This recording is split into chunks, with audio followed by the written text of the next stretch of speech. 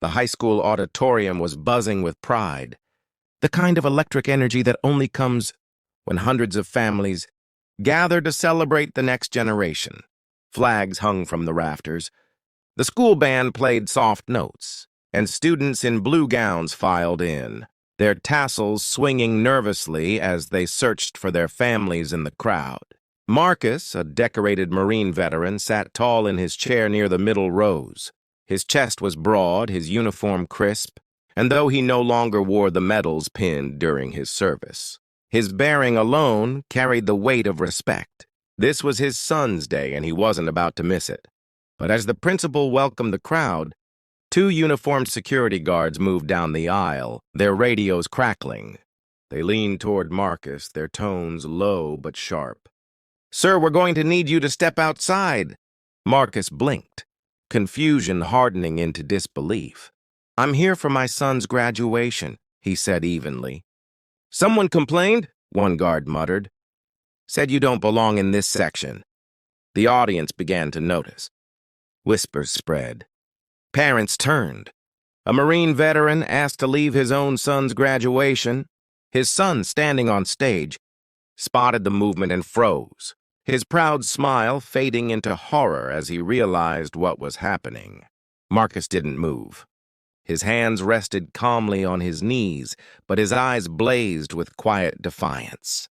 "I've fought for this country," he said in a low, steady voice. "And I'll be damned if I walk out on my son." The guard straightened, one reaching for his radio, ready to escalate.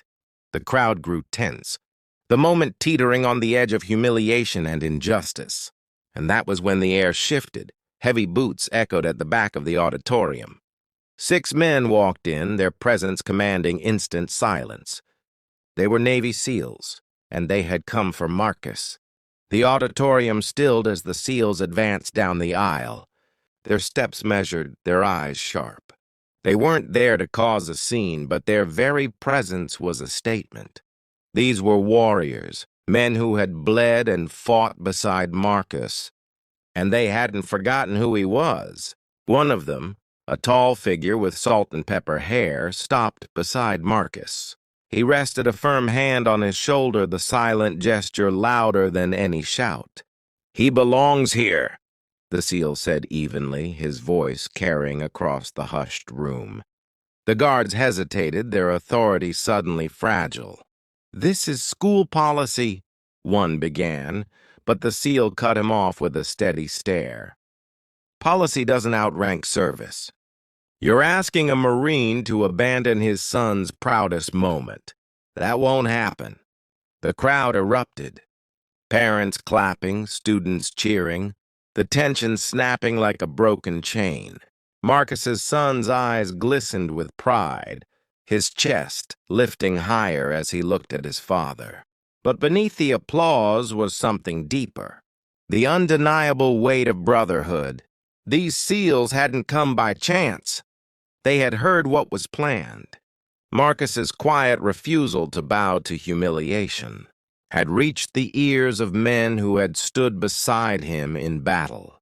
And just as he had once protected them, they had arrived to protect him. The guards, outnumbered not just in muscle but in moral authority, stepped back. They muttered excuses, retreating toward the walls, their radios silent now.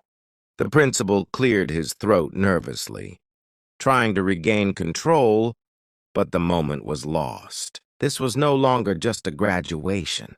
It had become a stage where respect, service, and sacrifice were measured, and the SEALs had reminded everyone present what true honor looked like.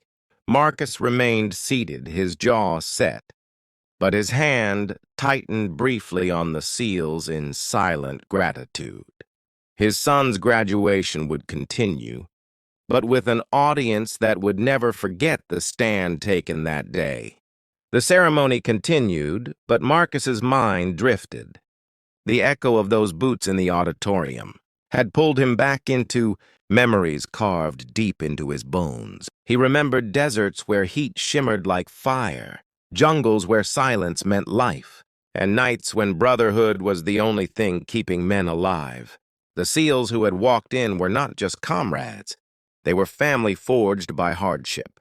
Years earlier, Marcus had dragged Lieutenant Hayes from the wreckage of a burning convoy, the man's leg crushed beneath steel. Marcus was wounded too, but quitting had never been an option. He hoisted Hayes onto his back and carried him through gunfire until they both collapsed behind cover. Marines didn't leave brothers behind, ever. That bond never expired. Marcus retired, traded rifles for family dinners, but brotherhood lived on. When word reached Hayes that Marcus faced humiliation at his son's graduation, he called the others.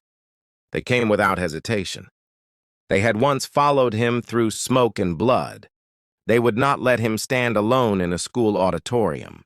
Now, as Marcus's son stepped across the stage, holding his diploma high, the crowd roared.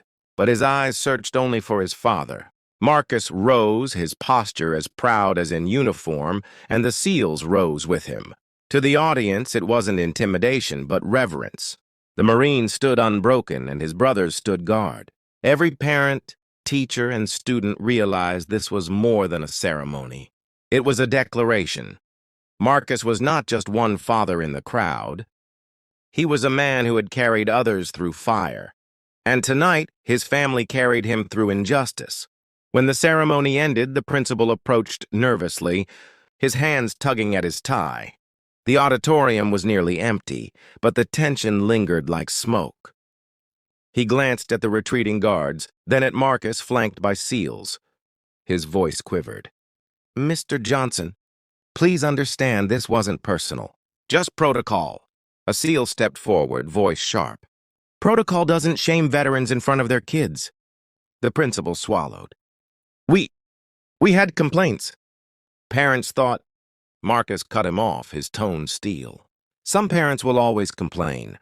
About uniforms, about skin color, about anything.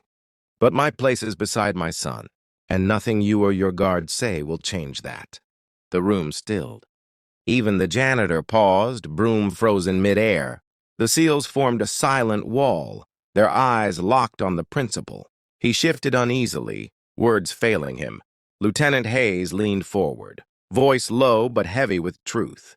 "This Marine carried me from fire when my body was broken." Nobody asked if he belonged. He belonged because he saved lives. Tonight we return the favor. The word struck harder than any rebuke. The principal's face drained of color.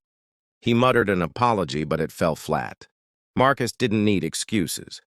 He needed respect. As Marcus walked out with his son, the crowd parted. Parents reached out to shake his hand.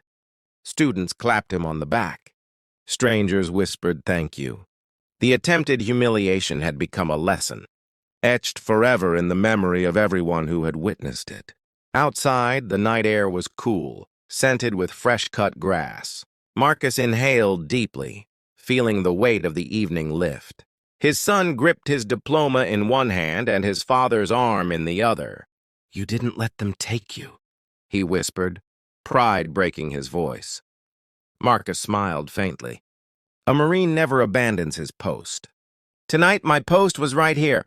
The SEALs gathered close, clapping him on the back. Hayes, limping slightly on the leg Marcus had once saved, faced him squarely. "Back then, you carried me when I couldn't walk. Tonight, we carried you. That's brotherhood." Marcus said nothing. He didn't need to. The pride in his son's eyes, the firm handshakes of his brothers, and the respectful silence of strangers said more than words ever could. As the crowd spilled from the auditorium, whispers spread. Parents repeated the story. Students replayed the moment on their phones. By morning, the tale would reach the entire town. How guards tried to humiliate a Marine at his son's graduation, and how SEALs silenced them with dignity. Marcus knew injustice was no stranger. He had fought enemies abroad and prejudice at home, but tonight proved something unshakable. Dignity cannot be stolen when brotherhood stands watch. Walking into the night with his son, Marcus carried no bitterness, only resolve. He had been tested, and his brothers had answered. In that silence, one truth rang clear: respect is not begged for. It is earned, and when denied, it is defended.